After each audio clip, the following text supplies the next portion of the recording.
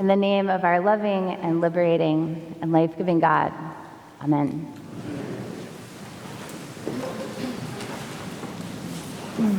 Good morning, everyone. Good morning. I was sad to miss you all on Pentecost a few weeks ago when I was under the weather, but I heard that Doug did a great job preaching at the last minute, so thank you, Doug. I figured that with, almost as many years of experience as I have in life, in ministry, Doug would be able to preach on Pentecost, in a snap.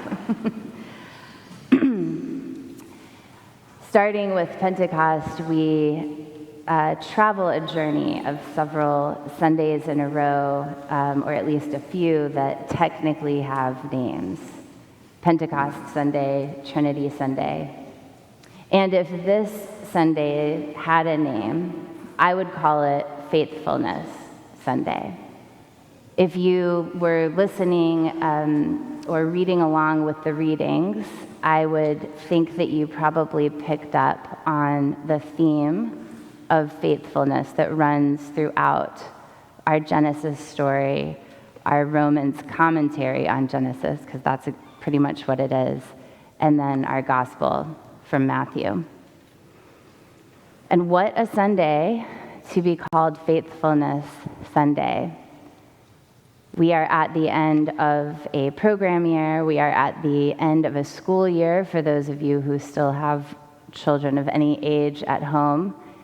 And no matter what age or stage you or your children or family might be in, we are opening kind of that next chapter, that next seasonal part of life together in community that we lovingly call summer, or as I call, it's easy to eat at any restaurant at Libby and Grove because everyone is at the river on the weekend.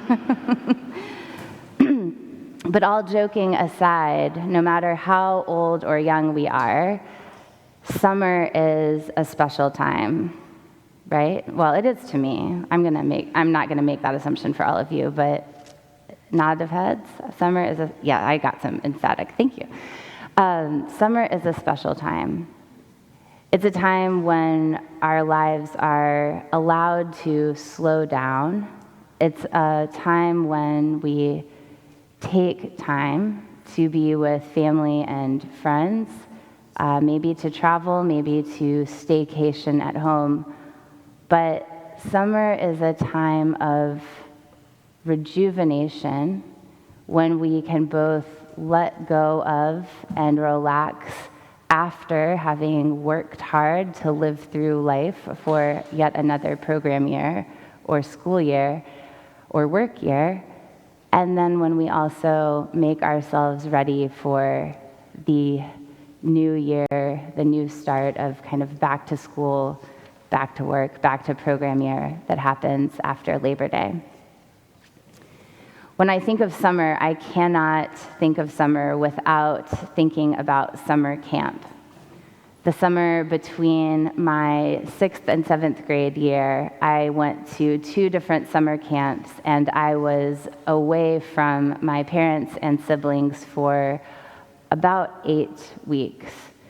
What middle school girl wouldn't want to get away from her parents and younger brother and sister for 8 weeks over any summer? And I felt really, really thankful and lucky that my parents agreed to such an endeavor. I found out that summer also that my mother agreed very readily with my request to go to camp because she herself had gone to 8 weeks of summer camp. And as one of 4 children, I think my mother understood exactly why the sort of high-achieving oldest girl would want to do such a thing. In any case, that summer, I went to 2 different summer camps. One was in West Virginia, and it's called Camp Tall Timbers, and it's a historically Jewish camp. This was before the age of internet, and so my family and I didn't know that it was a Jewish camp. We just thought we got a brochure, we thought it just kind of looked like a nice camp. And the second camp that I went to was Camp Canoga at the Episcopal Retreat Center, Canoga, outside of Hendersonville, North Carolina. And so over that summer, I got the experience of living in intentional, sort of short-term or long-term, depending on how you look at it, community, with two different faith traditions that very much value liturgy, prayer, and like the practice of faith. And at Camp Tall Timbers, we had prayer on a regular basis. We had Shabbat on Friday nights, and we had several other sort of specialized prayer services. And that's actually really, I think, one of the reasons that I appreciate our Eucharistic liturgy so much, is because it takes me not only back to my childhood of growing up in the Episcopal Church, but also those memories of Friday night Shabbat are actually very deeply treasured memories for me. There's something about the closeness of participating in liturgy sort of at home and in a small group. And that's what Shabbat was. And then at Camp Cayuga, we had prayers or some sort of service every single day, and then we had Eucharist once a week. And at both camps, the programmatic pieces of our days were somehow tied to either the Torah or the Bible.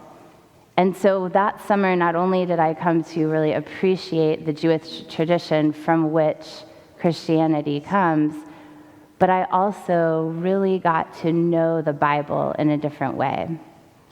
That's a really long backstory to tell you why, when I saw the Genesis reading this morning, I wanted to start there. Because that summer I fell in love with the book of Genesis, specifically Abram, who becomes Abraham when he's given a new name. Because the book of Genesis is, in its entirety, a story of faithfulness, of God's faithfulness to humanity, and the learned practice of faithfulness of humanity with God. At the beginning of Genesis, we hear the creation stories, and then we hear about Adam and Eve, we hear about Cain and Abel, about the first sin, right? All of that. And then as we go further into Genesis, the descendants of Adam, we hear about Noah and the flood, and then the covenant, God's promise to never destroy the whole earth again. And then after the story of Noah, we get to the part of Genesis where I call it the descendants chapters, but it's all of these chapters that talk about the descendants to get us from Adam to Abraham, or to Abram. And so in Genesis 12, we have heard briefly about Abram in the very end of Genesis 11. But in Genesis 12, we really start to get to know Abram. The passage that we heard today in Genesis 12 is often called the call of Abram. It's God calling on Abram, calling on Abram to faithfulness, calling Abram to pick up his whole life and everything he knows and follow God to a new country. Every time I read this passage from Genesis, I chuckle because I think that Abram's inner monologue must have been, yeah, right, God. I'm a man who is 75 years old. People think that I am cursed and that my wife is cursed because she's barren. And God, you're telling me that from me there will be a great nation, that my descendants will be as numerous as the stars, that I will be a blessing and my descendants will be a blessing. Come on, God. What are you talking about? I feel like this morning and this week, as I've looked at this particular Genesis passage, my imagined inner monologue, has resonated with me more than usual. Because this year, as I read this passage, and I think about Abram's faithfulness to believe that from him there would be a great nation, I think about the fact that faithfulness isn't born from those times that are easy. Blake gave an amazing sermon last week about this community and about God's promises to us. And I think today the story of Abram reminds me and reminds us that we are called to that kind of faithfulness, that even when we say, yeah, right, God, that even when we might internally say, I don't know if we're going to be okay, that we believe that God is with us and God tells us that in fact everything will be okay, that from us, that from the seeds we plant from our descendants, if you will, great blessings will occur, that we will be blessed so that we might be blessings, just like Abram. In the reading from Romans, we hear Paul's commentary on this Genesis passage, and Paul writes that Abram's faith was reckoned to him as righteousness, that no distrust made Abram waver concerning the promises of God, and he grew strong in faith. To me this morning, that speaks to us as a hope and as a message for our community, that we are called to be people who are trusting in God, who are faithful in God's promise, that we are faithful, that we have been blessed, and that we are called to continue to be a blessing to those around us. As we live into this new season, this summertime, this time for rest and relaxation, my invitation to you is that you might consider and pray upon the question of how you have been blessed and how you are called to be a blessing in the lives of those around you. How are you called to bless those whom you encounter, known or unknown? And how has God called you to remember that God has blessed you in your life? At Camp Cayuga that summer, after 6th grade, one of the priests who was the chaplain was a priest named Brian Pryor. And at that point, he was just a priest from Eastern Washington, but he ended up becoming one of my mentors and eventually friends. Life brought me back full circle to getting to know him again as an adult when I was in Minnesota and he was serving as our bishop there. One of the things that he carried with him from that camp chaplaincy all the way into his episcopacy in Minnesota was this, and I offer it to our community because it has been a mantra that has helped me in those times when I am called to faithfulness, but the path ahead might seem unclear. At the end of every one of those big programmatic sessions at Camp Cayuga, Brian Pryor would say this: repeat after me. I have been blessed.